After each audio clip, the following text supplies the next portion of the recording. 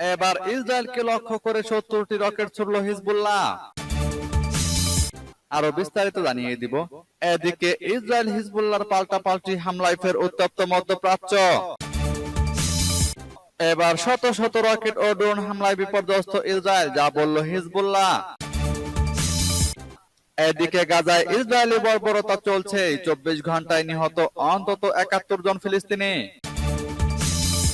আরো জানিয়ে দিব, এবার কঠোর হুঁশিয়ারি দিলেন নরেন্দ্র মোদী। এদিকে ইউক্রেনকে অস্ত্র দেওয়ায় বিরক্ত ট্রাম্প।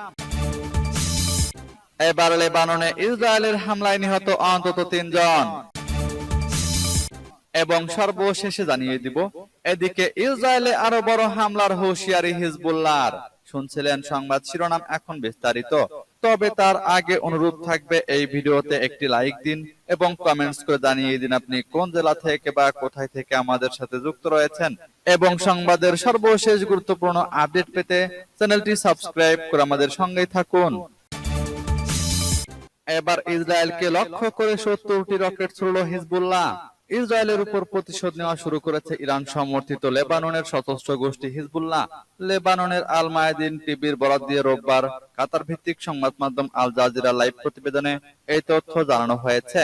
আল মায়াদিন জানিয়েছে, লেবানন থেকে ইসরায়েলের পশ্চিম আল জলিলের দিকে 70টিরও বেশি রকেট ছোড়া হয়েছে। সেই সঙ্গে পশ্চিম গ্যালিলি ও গোলান মালভূমির গভীরে লক্ষ্যবস্তু করে হিজবুল্লাহ ক্ষেপণাস্ত্র ছুড়েছে। তবে এসব হামলায় কি পরিমাণ ক্ষয়ক্ষতি বা হতাহতের ঘটনা ঘটেছে তা নিয়ে কিছু জানা যায়নি। এর আগে লেবাননের দক্ষিণে ব্যাপক হামলা চালিয়েছে ইসরায়েলি বাহিনী। আল মায়াদিন বলছে, 20 মিনিটের বেশি সময় ধরে লেবাননের দক্ষিণ অঞ্চলে বিমান হামলা চালিয়েছে ইসরায়েলি বাহিনী। এদিকে ইসরায়েল হিজবুল্লাহর পাল্টাপাল্টি হামলায় ফের উত্তপ্ত মধ্যপ্রাচ্য। ইসরায়েলের সামরিক বাহিনী ও লেবাননের সশস্ত্র গোষ্ঠী হিজবুল্লাহর মধ্যে রোববার পাল্টাপাল্টি হামলার যে ঘটনা ঘটেছে সেটি ঘিরে উদ্বেগ দেখা দিয়েছে। এমন একটি সময় হামলার এই ঘটনাটি ঘটল যখন গাজায় যুদ্ধবিরতির লক্ষ্যে ইসরায়েল ও হামাসের মধ্যে চুক্তি স্বাক্ষর করানোর প্রচেষ্টা চালাচ্ছে মার্কিন যুক্তরাষ্ট্র। যুদ্ধবিরতির বিষয়ে শিগগিরই কার্যকর একটি সিদ্ধান্তে পৌঁছানোর আশাও প্রকাশ করা হয়েছিল, খবর বিবিসি বাংলার। কিন্তু রোববারের ঘটনার পর যুদ্ধবিরতির সেই প্রক্রিয়া বাধাগ্রস্ত হবে কিনা সেটি নিয়ে এক ধরনের উদ্বেগ সৃষ্টি হয়েছে। এছাড়া ওই হামলার মাধ্যমে ইসরায়েল ও হিজবুল্লাহর সরাসরি যুদ্ধে জড়িয়ে পড়ার দ্বার প্রান্তে রয়েছে কিনা সেই প্রশ্ন উঠছে। যদিও গত 7 অক্টোবরের পর দুপক্ষের মধ্যে বেশ কয়েকবার হামলা পাল্টা হামলার ঘটনা ঘটতে দেখা গেছে। সর্বশেষ রোববার ভোরে দক্ষিণ লেবাননে বিমান হামলা চালায় ইসরায়েল। দেশটি দাবি করেছে যে তাদের উপর রকেট হামলা চালানোর জন্য হিজবুল্লাহ প্রস্তুতি নিচ্ছিল। সে কারণে নিজেদের রক্ষার্থে আগাম সতর্কতা হিসেবে বিমান হামলা চালানো হয়। ইসরায়েলের সামরিক বাহিনীর ভাষ্যমতে, বিমান হামলা চালিয়ে তারা হিজবুল্লাহর বেশ কয়েক হাজার স্থাপনা গুঁড়িয়ে দিয়েছে। অন্যদিকে ইসরায়েলকে লক্ষ্য করে প্রায় 320টি রকেট বোমা নিক্ষেপ করেছে হিজবুল্লাহ। যদিও হিজবুল্লাহর পক্ষ থেকে রকেট উৎক্ষেপণ ব্যবস্থায় ইসরায়েলের হামলার সত্যতা নাকচ করা হয়েছে। এবার শত শত রকেট ও ড্রোন হামলায় বিপর্যস্ত ইসরায়েল, যা বলল হিজবুল্লাহ। ইসরায়েলের উত্তর অঞ্চলে বিভিন্ন গুরুত্বপূর্ণ ও স্পর্শকাতর লক্ষ্যবস্তুতে ঝাঁকে ঝাঁকে রকেট এবং ড্রোন দিয়ে হামলা চালিয়েছে লেবাননের সশস্ত্র গোষ্ঠী হিজবুল্লাহ। রোববার প্রকাশিত এক বিবৃতিতে হিজবুল্লাহ জানিয়েছে, তাদের সিনিয়র সামরিক কমান্ডার ফুয়াদ শুকুরকে হত্যা করার প্রাথমিক প্রতিক্রিয়ার অংশ হিসেবে আজ ভোরে এ অভিযান চালানো হয়। হিজবুল্লাহর বিবৃতিতে বলা হয়েছে, তারা ইসরায়েলের রামত নাফতালি ব্যারাক, নেবেজিব এবং জৌরা আর্টিলারি অবস্থানের পাশাপাশি মেরন জাতুন, সাহেল এবং এইন জেইতিম ঘাঁটিতে ড্রোন এবং 320টি কাতিউষা রকেট দিয়ে হামলা চালিয়েছে। ইসরায়েলের স্থানীয় মিডিয়াগুলো জানিয়েছে, রোববার সকালে অধিকৃত অঞ্চলে ডাফোরা নামক একটি ইসরায়েলি যুদ্ধজাহাজকে লক্ষ্যবস্তু করেছে হিজবুল্লাহ। টাইমস অফ ইসরায়েল জানিয়েছে, হিজবুল্লাহর হামলায় জাহাজটিতে থাকা একজন ইসরায়েলি সৈন্য নিহত এবং বেশ কয়েকজন আহত হয়েছে। এদিকে হিজবুল্লাহ বলেছে, আজকের জন্য আমাদের সামরিক অভিযান সম্পূর্ণ এবং সম্পন্ন হয়েছে। উল্লেখ্য, গত 30 জুলাই দক্ষিণ লেবাননে ইসরায়েলি হামলায় হিজবুল্লাহ কমান্ডার ফুয়াদ শুকুর নিহত হন। সূত্র মেহের নিউজের। এদিকে গাজায় ইসরায়েলি বর্বরতা চলছে, 24 ঘন্টায় নিহত আরো 71 জন ফিলিস্তিনি। ফিলিস্তিনের অবরুদ্ধ গাজা উপত্যকায় ইসরায়েলি তাণ্ডব থামছেই না। গাজার স্বাস্থ্য মন্ত্রণালয় রবিবার এক প্রেস ব্রিফিং এ জানিয়েছে, গত 24 ঘন্টায় ইসরায়েলি হামলায় আরো 71 জন ফিলিস্তিনি নিহত হয়েছেন। এছাড়া আহত হয়েছেন আরো অন্তত 112 জন। স্বাস্থ্য মন্ত্রণালয়ের তথ্য বলছে, এ নিয়ে গত বছরের 7 অক্টোবর থেকে চলমান ইসরায়েলি হামলায় ফিলিস্তিনি নিহতের সংখ্যা বেড়ে দাঁড়িয়েছে 40,405 জনে। পাশাপাশি এ সময় আহত হয়েছেন আরো 93,464 জন। স্বাস্থ্য মন্ত্রণালয় এক বিবৃতিতে বলেছে, অনেক মানুষ এখনো ধ্বংস স্তূপের নিচে এবং রাস্তায় আটকে আছে। হামলা অব্যাহত থাকায় উদ্ধারকারীরা তাদের কাছে পৌঁছাতে পারছেন না। উল্লেখ্য, গত বছরের 7 অক্টোবর থেকে গাজায় বিমান হামলা ও পরে স্থল অভিযান শুরু করে ইসরায়েলি সেনাবাহিনী। 10 মাস পেরিয়ে গেলেও এখনো এই হামলা অব্যাহত আছে। জাতিসংঘের মতে, গাজায় ইসরায়েলি আগ্রাসনে খাদ্য, বিশুদ্ধ পানি এবং ওষুধের তীব্র সংকটের মধ্যে ভূখণ্ডের 85% বাসিন্দা অভ্যন্তরীণভাবে বাস্তুচ্যুত হয়েছে। সেই সঙ্গে অঞ্চলটির 60% অবকাঠামো ক্ষতিগ্রস্ত বা ধ্বংস হয়ে গেছে। এবার কঠোর হুঁশিয়ারি দিলেন নরেন্দ্র মোদী। কলকাতার আরজি কর কাণ্ডে উত্তাল গোটা ভারত। দোষীদের বিচারের দাবি ভারত জুড়ে রাস্তায় নেমেছে বিক্ষোভকারীরা। এবার স্বয়ং ভারতের প্রধানমন্ত্রী নরেন্দ্র মোদী মেয়েদের উপর হওয়া নির্যাতনের প্রতিবাদে কড়া বার্তা দিলেন। মোদী বলেছেন, মেয়েদের বিরুদ্ধে যারা অন্যায় করেন তাদের শাস্তি পাওয়া উচিত। সেই সঙ্গে মেয়েদের উপর হওয়া কোনো অন্যায় সহ্য করবেন না বলেও জানিয়েছেন ভারতের প্রধানমন্ত্রী।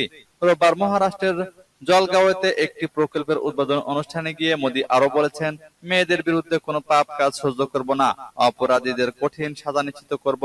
এই ধরনের অপরাধের কোনো ক্ষমা হয় না।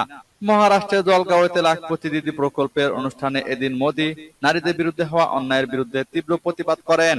গত 9 আগস্ট আরজি কর হাসপাতালে তরুণী চিকিৎসককে ধর্ষণ এবং খুন করা হয়। এরপরে প্রতিবাদে নেমে পড়ে দেশটির হাজার হাজার মানুষ। ঘটনার পর এক সিভিক ভলেন্টিয়ার গ্রেফতার হওয়ার পরও জনরোষ কমেনি। এদিকে ইউক্রেনকে অস্ত্র দেওয়ায় বিরক্ত ট্রাম্প। ইউক্রেন ও অন্যান্য দেশকে অস্ত্র দেওয়ার জন্য যুক্তরাষ্ট্রের অস্ত্র ও গোলাবারুদের মজুদ ফুরিয়ে যাচ্ছে বলে দাবি করেছেন ডোনাল্ড ট্রাম্প। আসন্ন মার্কিন প্রেসিডেন্ট নির্বাচনে রিপাবলিকান দলের মনোনীত প্রার্থী প্রতিশ্রুতি ব্যক্ত করে বলেন, নির্বাচনে জয়ী হলে অস্ত্রের প্রবাহ ঘুরিয়ে দেওয়া হবে এবং মার্কিন সামরিক বাহিনীকে পুনর্নির্মাণে ঐতিহাসিক বিনিয়োগ করা হবে।